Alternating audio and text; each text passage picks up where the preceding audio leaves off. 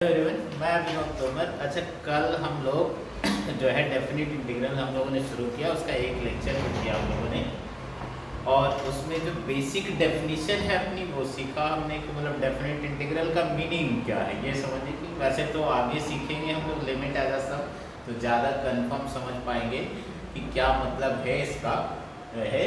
और थोड़े बहुत क्वेश्चन भी किए थे हमने कल जो हमने किया था, उसमें ये लिखा था हमने कि अगर f मेरे पास एक कॉन्टिन्यूअस फंक्शन है, ये जो है कॉन्टिन्यूअस फंक्शन है, मान लो इस इंटरवल पे a से b पर, ठीक है, fx जो है वो कॉन्टिन्यूअस है a से b पर। तो हमने कहा अगर इसका इंडेफिनिट इंटीग्रल मान लो ये आता है कैपिटल fx प्लस c आता है, तो a से b fx dx है ना, ये इसका डेफिनेट इंटीग्रल रिप्रेजेंट करेगा। और कैसे इवैल्यूएट करेंगे हम लोग इसको, मतलब जो भी इंडेफिनिट इंटीग्रल आया है वो कैपिटल fx से इसको इवैल्यूएट कर लेंगे बिटवीन a to b। तो पहले ऊपर वाला लिमिट रख देंगे, फिर नीचे वाला लिमिट रख देंगे। मतलब क्या हो जाएगा, ये f of b minus f of a, ये है ना। ये सीखा हमने कि कल कि अगर a से b fx dx इसको इवैल्यूएट करना है तो कैसे इवैल्यूएट करेंगे, जो भी इसका इंडेफिनिट इंटीग्रल होगा उसको इवैल्यूएट कर लेंगे पहले b पर और फिर a पर, f of b minus f of a। जैसे एक और क्वेश्चन करते हैं, कल तो कुछ हमने किए थे क्वेश्चन।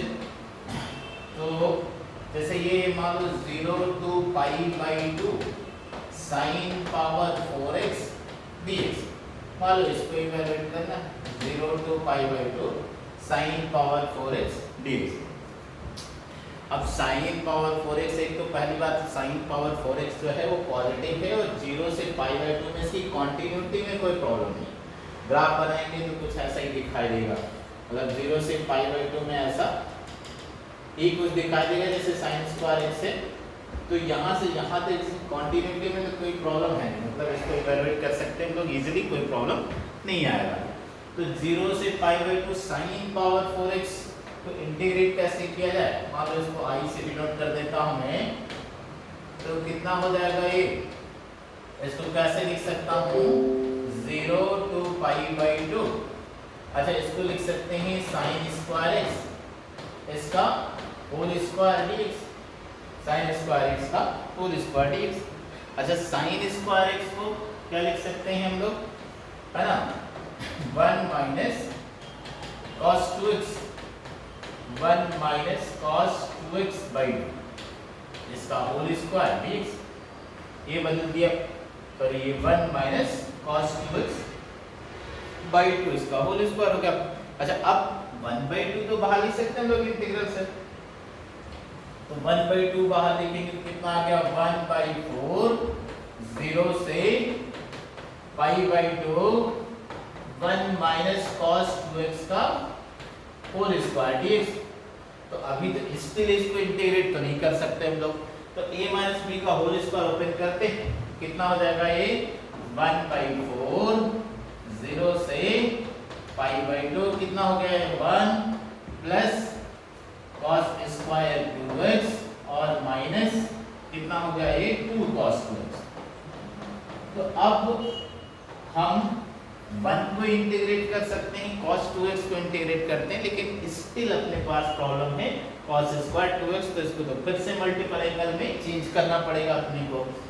तो जरा चेंज कर लेते हैं, कितना हो जाएगा ये क्या हो गया अपने पास 1/4, इनको अलग अलग लिख देते हैं पहले। तो 0 to π/2 कितना हो गया ये dx हो गया, प्लस ये वाला कितना हो जाएगा 0 to π/2 cos square 2x dx हो गया, और ये हो गया माइनस 2/4 मतलब 1/2 0 to π/2 cos 2x dx हो गया। ये हो गया अपने पास, क्या आ गया। अब cos स्क्वायर 2x को फिर से मल्टीपल एंगल वाला फॉर्मूला लगा के चेंज किया जाए, सॉरी 1/4 छूट गया है, यहाँ पर 1/4 होगा। तो कितना आएगा ये कितना हो जाएगा, इसको तो इंटीग्रेट कर ही सकते हैं, तो 1/4 ये x हो गया, लिमिट कितना है 0 से π/2। अच्छा इसको फिर से चेंज कर देते हैं, तो ये हो गया 1/4 और 0 से π/2, ये कितना हो जाएगा 1 प्लस cos 4x/2 हो जाएगा, dx हो गया। अच्छा ये वाला -1/2 इसको इंटीग्रेट कर देते हैं, तो sin 2x/2 और लिमिट कितना हो गया 0 से π/2, बस ये हो गया। अच्छा अब तो सबको इंटीग्रेट कर सकते हैं, यहाँ पे तो लिमिट लगा सकते हैं, तो यहाँ पे तो वैल्यू रख लिया हमने, कितना आ गया ये 1/4, कितना हो गया ये π/2 -0 प्लस ये वाला 1/4 इंटू 1/2 1/8 और इसको इंटीग्रेट कर दिया तो x और cos 4x को इंटीग्रेट कर दिया तो sin 4x/4, लिमिट कितना है 0 से π/2। अच्छा ये वाला कितना हो जाएगा, यहाँ लिमिट लगा देते हैं, तो पहले तो हम π/2 रख देंगे, तो sin π/2 आ गया, फिर माइनस sin 0/2 आ गया, तो ये तो अल्टीमेटली 0 ही हो, ये तो अल्टीमेटली 0 हो गया, तो इसको तो लिखने की जरूरत है नहीं। अच्छा ये कितना हो गया अपने पास 1/π/2 तो π/8 आ गया। अच्छा ये वाला कितना हो गया 1/8 एज इट इज। अच्छा लिमिट लगाते हैं यहाँ पर, तो कितना आ जाएगा π/2 रख दें, तो π/2 प्लस ये वाला sin 2π/4 माइनस 0 रख देते हैं, तो कितना आया 0 + 0, तो ये तो खत्म ही हो गया, ये भी 0 आ गया। तो कितना आया ये अल्टीमेटली अपने पास ये आ गया π/8 और ये वाला कितना हो गया ये तो 0 ही हो गया और π/2 इंटू π/8 सॉरी 1/8 π/16। अच्छा एलसीएम ले लें तो 16 एलसीएम हो गया, तो ये कितना आ गया 2π और प्लस π मतलब 3π/16। तो ये हमारा फाइनल आंसर हो गया। इस तरह से हम sin पावर 4x को इंटीग्रेट कर सकते हैं 0 से π/2 के बीच। वैसे तो हमारे पास आगे अल्टरनेटिव मेथड है, एक वॉलेस फॉर्मूला है और गामा फंक्शन भी लगा सकते हैं लोग। तो यहाँ पर फिलहाल अभी ये हम जो बेसिक इंटीग्रेशन होता है उसमें ऐसे ही करते थे, तो उसको तो ऐसे ही कर सकते हैं। तो आंसर कितना आ गया अपना 3π/16 आ गया, ये आ गया। एक दो और क्वेश्चन अटेम्प्ट करते हैं हम लोग।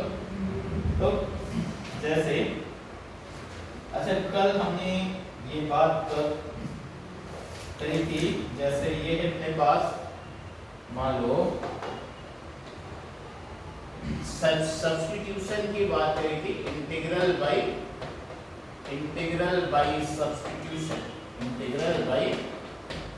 सब्स्टिट्यूशन है ना। अच्छा सब्स्टिट्यूट करते समय हमने कहा कि इस बात का ध्यान रखें हम लोग, सब्स्टिट्यूट जब करेंगे तो जो भी लिमिट ऑफ इंटीग्रेशन है वो चेंज करना पड़ेगा। और लिमिट्स कल हमने ये बात सीखा कि a से b fx dx ऐसे लिखते हैं सॉरी a से b fx dx sorry fx dx। तो ये जो a और b है ये जो है वो d के अंदर क्या लिखा है x, इसी को इंटीग्रेटिंग वेरिएबल बोलते हैं हम लोग। तो जो a और b है वो किसकी वैल्यू है x की वैल्यू, मतलब यहाँ जो लिमिट्स लिखा है इनफैक्ट क्या लिखा है जब तक कुछ मेंशन नहीं है तब तक तो वो x की ही वैल्यू, मतलब जो भी d के अंदर लिखा है। जैसे यहाँ पर ऐसे लिख देते हैं, मान लो a से b लिख देते हैं fx और d ऑफ sin x लिख देते हैं, d ऑफ sin x। तो कुछ मेंशन नहीं है तो इसका मतलब ये जो a और b है यहाँ पर इंटीग्रेटिंग वेरिएबल क्या है sin x है, तो ये जो a और b है ये लिमिट्स हैं किसकी sin x की। तो इस बात को ध्यान रखें, जैसे ऐसे लिख दिया हमने a to b fx d of e power x लिख दिया, तो इसका मतलब d के अंदर क्या दिखाई दे रहा है अपने को e पावर x। तो ये जो लिमिट्स हैं वो किसकी हैं e पावर x की, ये x की वैल्यू नहीं है जब तक स्पेसिफिकली मेंशन्ड नहीं है, इस बात का ध्यान रखें। सब्स्टिट्यूशन करते समय हमने कहा लिमिट्स को चेंज कर देंगे, लिमिट्स को चेंज करेंगे हम लोग। अच्छा लिमिट्स कैसे चेंज करेंगे वो कल एक क्वेश्चन किया था, कुछ और करते हैं और समझते हैं इस बात को कैसे करेंगे। तो पहले तो यही ध्यान रखें जो लिमिट्स हैं वो इंटीग्रेटिंग वेरिएबल जो है उसी की वैल्यू है। और सब्स्टिट्यूशन करते समय एक और बात ध्यान रखिए, क्वेश्चन की तरफ सीखते हैं।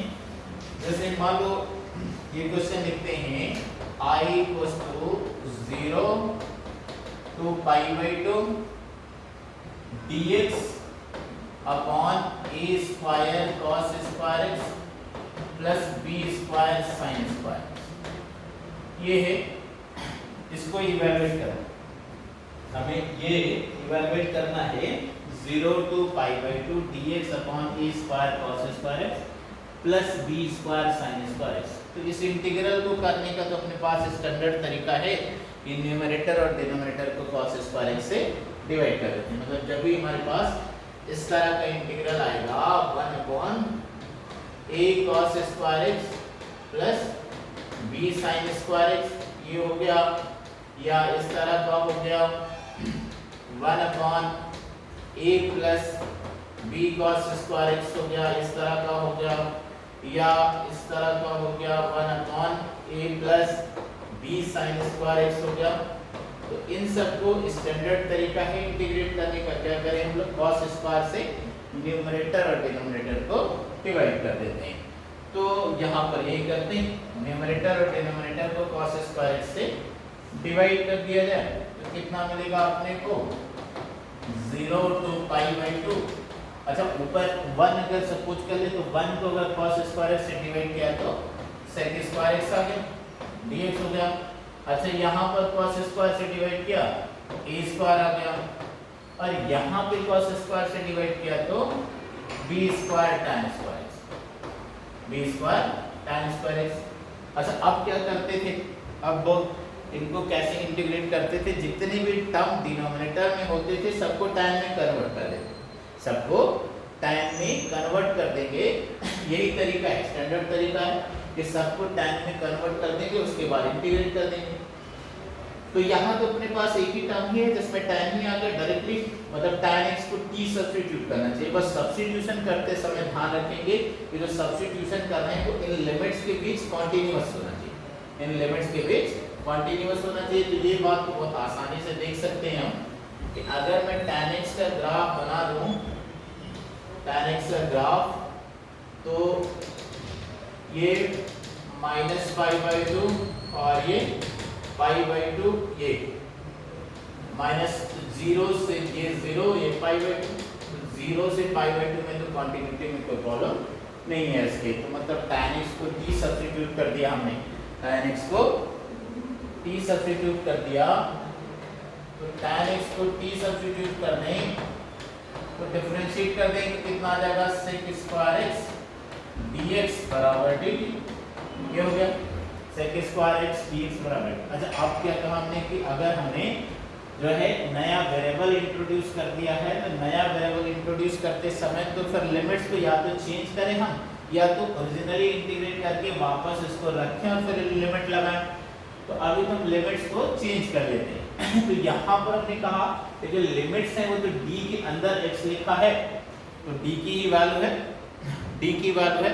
और जो लिमिट्स हैं जब तक कुछ स्पेसिफाइड नहीं है तब तक तो ये इंटीग्रेटिंग वेरिएबल के वैल्यूज हैं, मतलब d के अंदर जो भी लिखा है उसी की वैल्यूज हैं। तो मतलब यहाँ पे जो 0 to π/2 लिखा हुआ है ये तो x की वैल्यूज हैं। तो अगर x 0 रख देते हैं हम लोग, x 0 रख देते हैं तो t कितना है tan 0, तो tan 0 तो 0 होता है, ठीक है। फिर x की वैल्यू अगर π/2 रख देते हैं तो t की वैल्यू कितनी हो गई tan π/2, और tan π/2 को क्या लिख सकते हैं हम प्लस इन्फिनिटी लिख देंगे, क्योंकि ये इधर है और इधर रहेंगे तो प्लस इन्फिनिटी की तरफ जा रहा है। तो कितना हो गया ये अपना कितना आ गया i कितना हो गया, फिर ये हो गया 0 to infinity sec square x dx, तो dt हो गया अपने पास, और ये कितना हो गया a square plus b square t square, ये हो गया। अच्छा, d स्क्वायर का कोफिशिएंट 1 बना लेते हैं, तो 1/b स्क्वायर बाहर लिख सकते हैं, 1/b स्क्वायर कॉमन ले लिया तो कितना आया 0 to इन्फिनिटी, ये कितना हो गया dt upon a upon b का whole square plus t square. अब 1 upon a square plus x square का इंटीग्रल क्या हो जाता है 1/a tan इनवर्स x/a कितना हो जाएगा ये? अगर इसको इंटीग्रेट कर देते हैं हम लोग तो 1/b² हो गया। अच्छा ये कितना हो जाएगा? इंटीग्रेट कर दें तो सॉरी इसको इंटीग्रेट कर दें तो 1/a/b 1/a फिर tan इनवर्स कितना हो जाएगा t/a/b और लिमिट कितना 0 से इन्फिनिटी। अच्छा थोड़ा सिंपलीफाई करके लिखते हैं तो ये b से एक b तो कैंसिल हो गया तो कितना आ गया 1/ab। अच्छा यहाँ पर कितना हो गया? लिमिट लगा देते हैं, ये bt ऊपर आ जाएगा तो चलो लिख लेते हैं किसके को tan इनवर्स bt/a और लिमिट क्या है 0 से इन्फिनिटी। 0 से इन्फिनिटी तो कितना हो गया? ये लिमिट लगा लेते हैं। अच्छा लिमिट लगा देते हैं तो कितना हो गया ये 1/ab।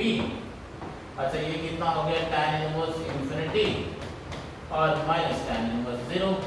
अच्छा tan इनवर्स इन्फिनिटी मतलब π/2 तो कितना हो गया ये 1/ab और ये कितना हो गया π/2 और ये हो गया 0। तो फाइनली अपने पास आंसर कितना आ गया π/2 ये आंसर हो गया।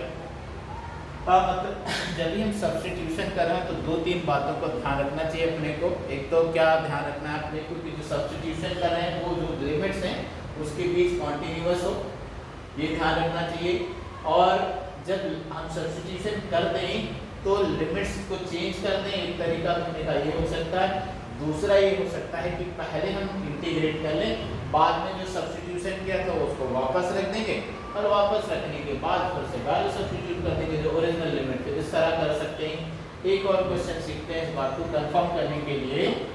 जैसे मान लो मेरे पास कुछ ऐसा है, ये है इंटीग्रल -2 से 2 कितना है dx अपॉन 4 + x²।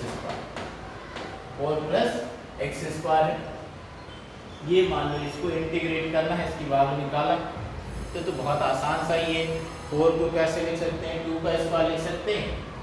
तो कितना हो जाएगा ये -2 से 2 कितना हो जाएगा dx अपॉन 2² + x² हो गया।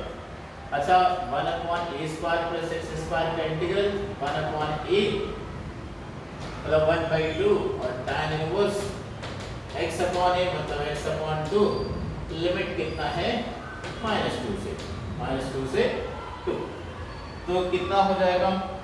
अच्छा इसको मेथड 1 लिख लेते हैं, इसको मेथड 1 लिख लेते हैं और अब लिमिट लगा दें। अब लिमिट लगा दें तो कितना आएगा 1/2 कितना हो जाएगा tan इनवर्स 2/2 और फिर माइनस tan इनवर्स -2/2 तो कितना हो गया ये 1/2 tan इनवर्स 1 हो गया।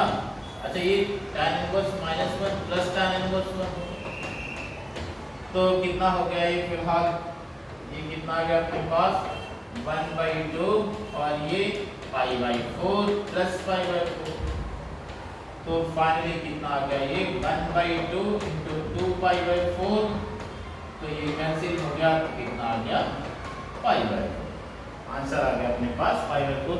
अच्छा 1/4 + x² जो फंक्शन था वो पॉजिटिव था, कॉन्टिन्यूटी में कोई प्रॉब्लम नहीं है इसमें। -2 से 2 तो ये बिल्कुल सही तरीका है, इसमें कोई गलती नहीं है। जो इंटीग्रेंड है अगर वो पॉजिटिव है तो उसका इंटीग्रल भी पॉजिटिव ही आना चाहिए। जो इंटीग्रेंड है वो पॉजिटिव है तो उसका इंटीग्रल पॉजिटिव आना चाहिए। इस बात को ध्यान रखना चाहिए हमें कि जो इंटीग्रेंड है अगर वो पॉजिटिव है मतलब अगर ये कहें हम कि fx मेरे पास fx अगर ये पॉजिटिव है तो a to b fx dx जो है ये पॉजिटिव आना चाहिए। ये क्या आना चाहिए? पॉजिटिव आना चाहिए। अगर fx पॉजिटिव है तो a से b fx dx जब इवैल्यूएट करेंगे तो उस इंटीग्रल की वैल्यू भी पॉजिटिव आना चाहिए। जब ज्योमेट्रिकल मीनिंग समझेंगे तो ये बात थोड़ा ज़्यादा कंफर्म हो जाएगी। तो 1/4 + x² तो हमेशा ही पॉजिटिव रहेगा, तो इसका मतलब -2 से 2 के बीच इवैल्यूएट करेंगे तो जो भी इंटीग्रल की वैल्यू है वो पॉजिटिव आना चाहिए। बिल्कुल सही π/4 आ रहा। अच्छा एक दूसरा तरीका लगाते हैं, देखते क्या गलती हो जाती है। तो इसी में क्या है अपने पास, आई कितना है -2 से 2 dx upon 4 plus x square. मान लो सपोज इसी में मैंने सब्स्टिट्यूशन कर दिया, और सब्स्टिट्यूशन कुछ इस तरह कर दिया कि x की जगह मैंने क्या रख दिया 1/t, x की जगह 1/t रख दिया। तो dx कितना हो जाएगा, dx कितना हो जाएगा, इसको डिफरेंशिएट करते हैं हम लोग, तो -1/t स्क्वायर, -1/t स्क्वायर। अब ये जो वैल्यूज है, ये तो x की ही वैल्यूज है, तो अगर x की जगह में -2 रख दूं, x = -2 रख दूं, तो t की वैल्यू कितनी आ जाएगी -1/2। और अगर मैं x की जगह 2 रख दूं, तो t की वैल्यू कितनी आ जाएगी हाफ। तो जो लिमिट्स हैं वो अपनी बदल के होगी, -1/2 से 1/2। तो क्या चेंज आ जाएगा इस इंटीग्रल में, क्या हो जाएगा अपना ये, अब कितना हो गया, i = -1/2 से 1/2 हो गया। अच्छा dx की जगह कितना आ गया, -1/t स्क्वायर dt हो गया, और ये कितना हो गया 4 प्लस 1/t स्क्वायर हो गया। x की जगह हम लोगों ने 1/t रखा, ये हो गया। अच्छा जरा इसको सिंपलीफाई कर लेते हैं, कितना आ जाएगा ये -1/2 से 1/2। अच्छा ये -1/t स्क्वायर dt हो गया। अच्छा ये वाला देखो जरा कितना हो गया 4t square plus 1/t square, तो ये तो कैंसिल हो गया, ये हो गया कैंसिल। तो कितना हो गया, ये कितना आ जाएगा, माइनस को बाहर ला सकते हैं और 4 को भी बाहर ला सकते हैं, तो -1/4 और लिमिट -1/2 से 1/2, तो कितना आ जाएगा dt/t स्क्वायर प्लस 1/2, ये हो गया। अच्छा 1/4 को तो 1/2 का स्क्वायर लिख सकते हैं हम लोग, तो कितना हो जाएगा ये कितना हो जाएगा अपने पास -1/4 -1/2 से 1/2, कितना हो जाएगा ये dt/t स्क्वायर प्लस 1/2 का होल स्क्वायर, ये हो गया। अब 1/x square plus a square तो हम जानते हैं कितना हो जाएगा 1/8 tan इनवर्स x/a। जरा इंटीग्रेट करते हैं, कितना हो जाएगा ये -1/4, कितना हो जाएगा ये ये कितना होगा 1/a का मतलब 1/1/2, 1/8 tan इनवर्स कितना और t/1/2, और लिमिट कितना -1/2 से 1/2, -1/2 से 1/2। तो ये 2 ऊपर आ जाएगा, तो कितना आ जाएगा यहाँ पे अपने पास कितना आ गया -1/2, यहाँ तो -1/2 आ गया। अच्छा इसको सिंपलीफाई कर दूं मैं, तो कितना हो जाएगा tan इनवर्स 2t हो गया, और लिमिट क्या है अपने पास -1/2 से 1/2, ठीक है। अच्छा लिमिट लगाते हैं, लिमिट को फॉलो करते हैं, तो कितना आ जाएगा ये -1/2। अच्छा ये कितना हो जाएगा tan इनवर्स 1 और फिर माइनस tan इनवर्स -1, ठीक है। तो कितना आ गया ये -1/2, ये हो गया π/4, और ये माइनस π/4, तो फाइनली ये आ गया -π/4, और ये बिल्कुल गड़बड़ हो गया, है ना। अच्छा क्यों ऐसा हो गया दे, तो पहले ही कहा था कि अगर f(x) पॉजिटिव है तो इंटीग्रल की वैल्यू तो पॉजिटिव ही आनी चाहिए।